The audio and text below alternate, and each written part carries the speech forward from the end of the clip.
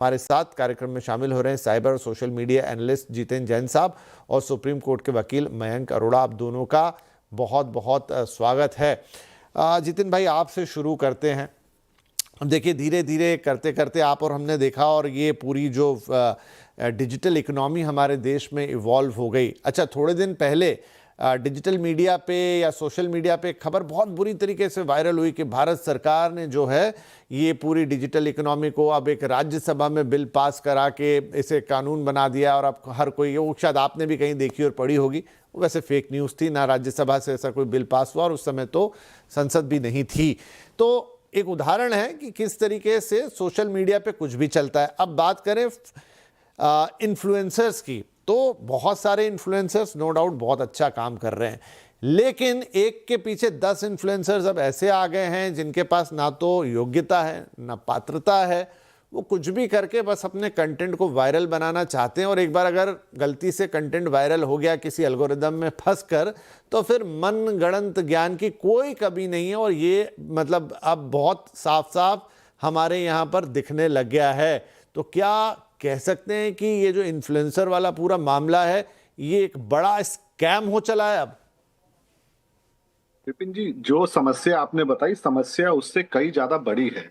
अगर आप मुझे 5-6 महीने पहले आपने सवाल पूछा होता तो मैं जरूर कहता कि भारत में आप एक तरह से इन्फ्लुएंसर्स को लाइसेंस देना शुरू कर दीजिए, आप कंटेंट रेगुलेट कर लीजिए। या चाइना ने जैसे कहा कि अगर आपके पास मेडिकल की डिग्री है तो ही आपको मेडिकल एडवाइस दे पाएंगे, अगर आपके पास फाइनेंशियल अकाउंटिंग के अंदर इकोनॉमिक्स की कोई डिग्री है तो ही आप किसी को स्टॉक खरीदने की या कोई फाइनेंशियल सलाह दे पाएंगे।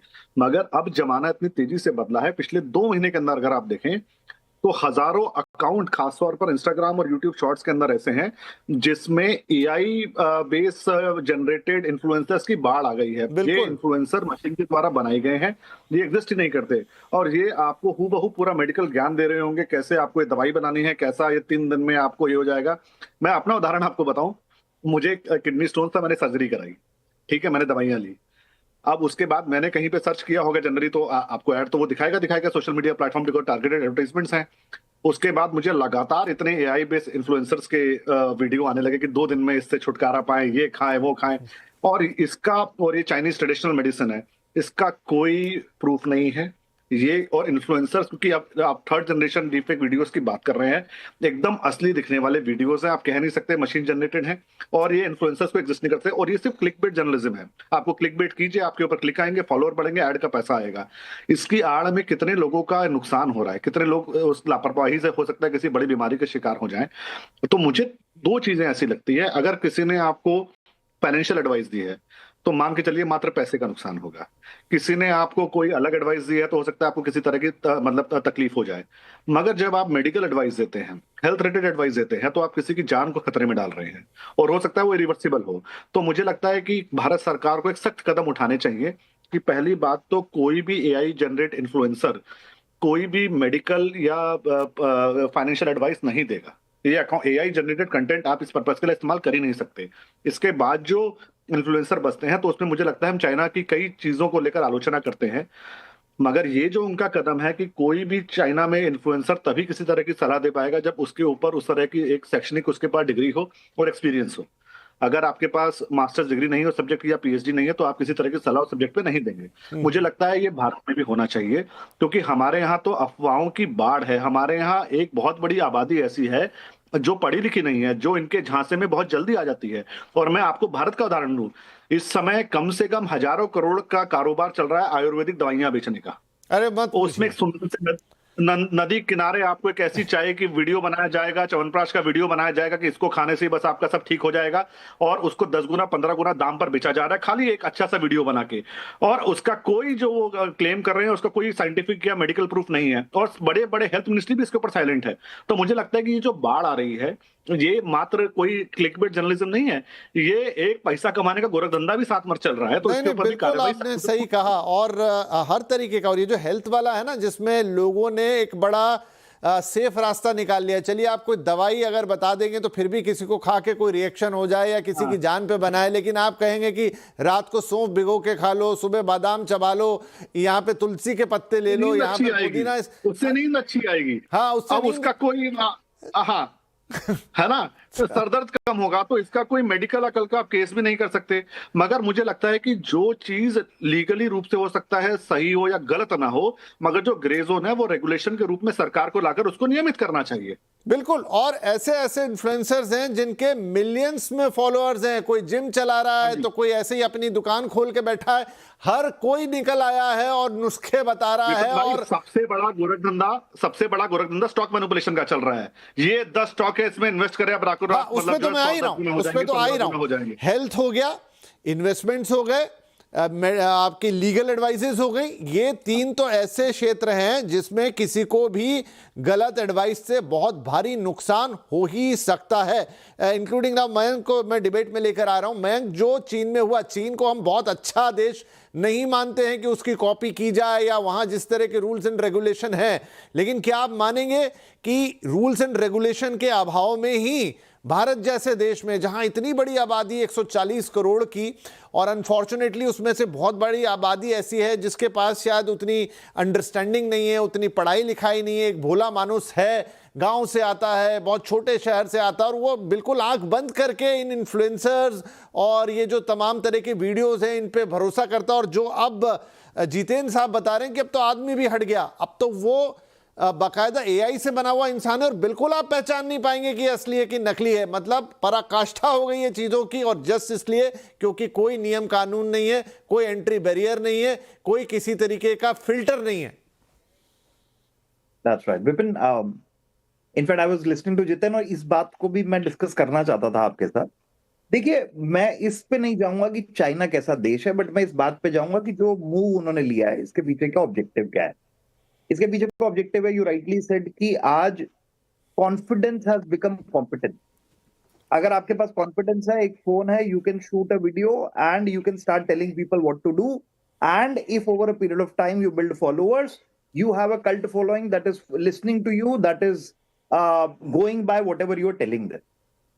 But इसमें एक छोटा सा डिस्टिंक्शन है जो मैं पहले आप लोगों के सामने रखना चाहूंगा, आपके व्यूअर्स के सामने रखना चाहूंगा। देखिए, अगर मैं लॉ की बात करूं, कोई अगर ये कहता है सोशल मीडिया पे इन्फ्लुएंसर कि भाई एक सर्टेन जजमेंट जो ऑनरेबल कोर्ट का आया है, जजमेंट ठीक नहीं है या मैं इससे सहमत नहीं हूं, अगर यहां तक बात होती है तो क्या इसको हम सेंसर करें? मेरे ख्याल से नहीं।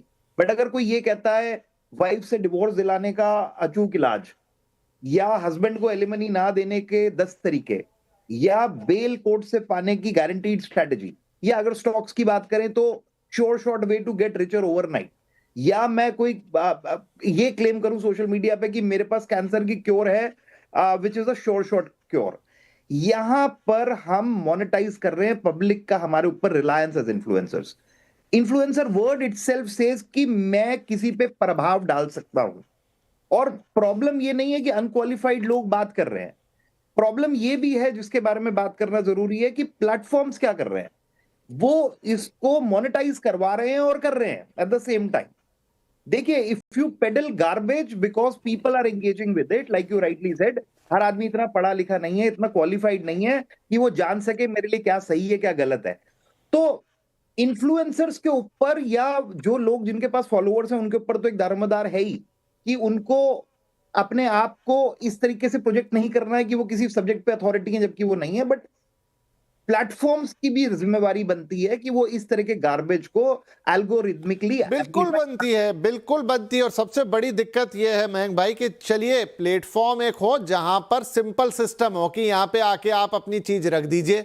अब ये तो पूरा जितिन भाई एल्गोरिदम है, यानी कहीं कोई एक बंदा बैठा हुआ है, उसके पास पूरा प्रोग्राम है, उसको पता है किसके पास सिलेक्टिवली क्या पहुंचाना है, किस तरीके से पहुंचाना है, बम्बार्ड कर देना है। और सिर्फ 2 कंपनियों के हाथ में ये पूरी बागडोर है पूरी दुनिया के अंदर, चीन को छोड़ दे तो ये बात बिल्कुल सही है कि एक तो इन्फ्लुएंसर हो गया और दूसरा प्लेटफॉर्म जिसकी कहीं बात ही नहीं होती, जिसको कोई लाइबिलिटी वाली बात ही नहीं है, और वो भी अच्छे खासे पैसे छाप रहा है। इन्फ्लुएंसर को तो शायद उसमें से बूंद मिलती है, लेकिन बाकी का बाकी घड़ा तो वही पी रहा है और उस पर किसी का ध्यान नहीं है।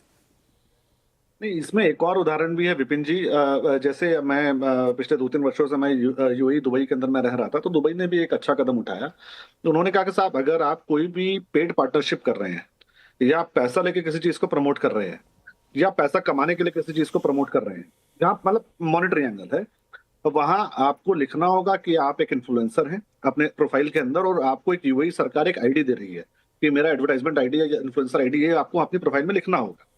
अब इससे क्या हुआ, 90% लोग जो वहां पे इस तरह का कंटेंट डाल रहे थे, पहले शुरू में वहां पे भी ये सब हुआ कि बुर्ज खलीफा के सस्ते टिकट पाने के 10 रास्ते, ये सब बहुत कुछ चल रहा था कि ये स्टॉक खरीदे वो खरीदे, वो सारा 95% डिक्लाइन हो गया। जहां लोगों को पता है कि कल को मैंने किसी को गलत सलाह दी और सामने वाले व्यक्ति को मेरा का पूरा लाइसेंस सस्पेंड हो जाएगा, मैं जिंदगी भर में इंस्टाग्राम पे कुछ प्रमोट नहीं कर पाऊंगा, तो एक डर है। और डर किसी को धोखा देने के बाद मिलने वाली सजा का है, डर कोई अच्छा काम करने का मतलब वैसा कोई उसके ऊपर पाबंदी नहीं है। तो मुझे लगता है कि ये भारत सरकार भी जो पहले डिजिटल मीडिया रेगुलेशंस के जो नए कानून आ रहे थे, जिसमें बताया गया कि अगर आप किसी तरह की न्यूज वेबसाइट चला रहे हैं तो आपको बताना होगा कि आप कौन है, एक मोबाइल नंबर, एक व्यक्ति, रिस्पॉन्सिबल व्यक्ति का मोबाइल नंबर, ईमेल आईडी देना होगा। उसको लेकर भारत में बहुत बवाल हुआ। मैं तो आज कहूंगा उससे कदम आगे जाना चाहिए। अगर कोई भी इन्फ्लुएंसर जो लोगों को एक फैसला लेने के लिए सलाह दे रहा है, उसको ये बताना होगा कि इस क्षेत्र में उसकी क्या क्वालिफिकेशन है, पहली बात। और उनका एक तरह से रेगुलेटरी आईडी के, अगर आप मैंने कुछ गलत किया तो हम कहाँ कंप्लेंट कर सकें। अभी आप समझिए विपिन भाई, आने वाले समय में आप थोड़े दिन रुक जाइए, आपको पाकिस्तान में बैठे हुए लोग कैसे वोट डालना उसकी सलाह यहाँ पे ऑलरेडी दे रहे हैं पिछले 5-6 साल से।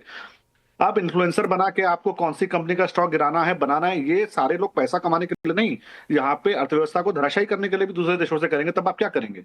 तो मुझे लगता है कि इस समय जो हमारे मित्र जो अभी बता रहे थे कि प्लेटफॉर्म्स क्या कर रहे हैं, उसकी भी जिम्मेदारी तय होनी चाहिए कि कोई भी कंटेंट अगर beyond certain level of followers है या वायरल हो रहा है, तो आपको उस व्यक्ति का केवाईसी करवाना होगा। अगर वो फाइनेंशियल एडवाइस, हेल्थ एडवाइस या इस तरह की कोई चीज कर रहा है, तो उसकी एजुकेशनल क्वालिफिकेशन उसको वहां पे डिस्प्ले करनी होगी। इसमें कोई बहुत ज्यादा हम नहीं कर रहे, ताकि लोगों को पता तो चले कि चौथी फेल आदमी आपको 500 करोड़ की कंपनी का स्टॉक खरीदने की सलाह कौन दे रहा है, या एक अनपढ़ आदमी आपको कौन सी दवाई लेने की तरीका और इसमें एक और, जी बिल्कुल, और मैं ब्रेक लूं उससे पहले एक और, सरकार ने ऑनलाइन गेमिंग पे बैन लगाया। पैसे लोग कितने लगाते थे, 100 रुपए, 200 रुपए, 300 रुपए, 400 वो रुपए। सट्टेबाजी के इन्फ्लुएंसर देते विपिन भाई, बिल्कुल आपने सही कहा। आप कहते थे हमारा 500 रुपए का सब्सक्रिप्शन ले लो, हम आपको बताएंगे सट्टा लगा के शाम को 5 लाख कैसे कमाने हैं।